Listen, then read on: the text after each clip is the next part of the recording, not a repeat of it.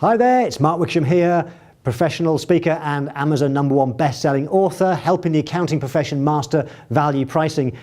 And in this video, I want to look at how might you structure a fixed price agreement. What is a fixed price agreement? Well, sometimes it's referred to as an FPA, and essentially it's a document that sets out in writing what's been agreed, the scope of the work, the price, the payment terms. And I want to share with you some of the key elements that you should have in all of your FPAs, fixed price agreements. Number one, obviously it should set out exactly what the price is. What is the price that's been agreed? And not just the price, but when it's due to be paid. So that's number one. Make sure it's very clear as to what is the fixed price, what's the payment date. Number two, we should also set out very clearly exactly what's been agreed. What is the scope of the work? What are we going to do? It should be very clear in there so there's no dispute over the scope.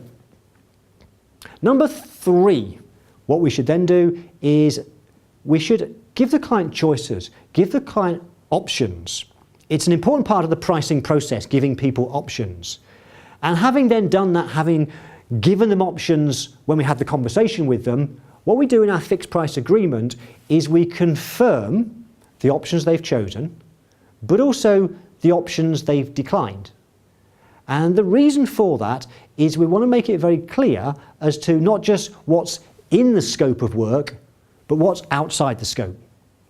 Because if later on, as you are doing the project, the client asks you to do something which you offered them and they said no to, then it's in writing. You've got that clarity and it's an easier conversation then to explain to the client that that would be an additional price. Number four is you want to reduce the client's risk.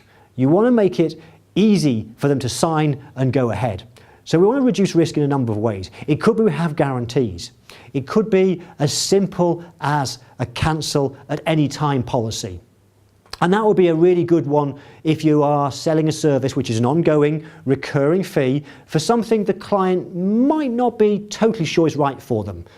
An example might be business advisory services, something that the client might not have experienced before, might not have bought before. And so when you are saying we can do this business advisory work for you, it's this amount every single month, if the client's got some doubt in their mind and they're thinking they're signing up for a 12-month, 2-year, 3-year commitment, it's harder to say yes. So let's build into our fixed price agreement some wording that explains that the client can cancel any time. It takes away some of the risk, makes it easier for the client to say yes. And the final point, number 5, I want to share with you is make sure you consider having an end date in your fixed price agreement. This is particularly important if we're looking at ongoing services. Bookkeeping would be a good one. Payroll would be another. One of the mistakes I see in the profession is they agree a price with a client, a monthly amount for bookkeeping or payroll, and 5 years later the price hasn't changed because we feel uncomfortable with having that pricing conversation. It's easier just to let it carry on.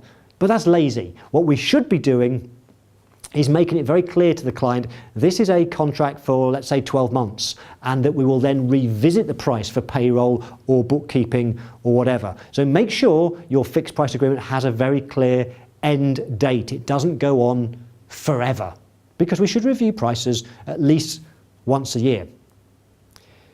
If you want some more help with pricing, I've put below here some links. I've got some free resources for you. Why not join my Facebook group where I can answer your questions and you can join a community of other accounting professionals on this journey towards value pricing. Thank you so much for watching this video.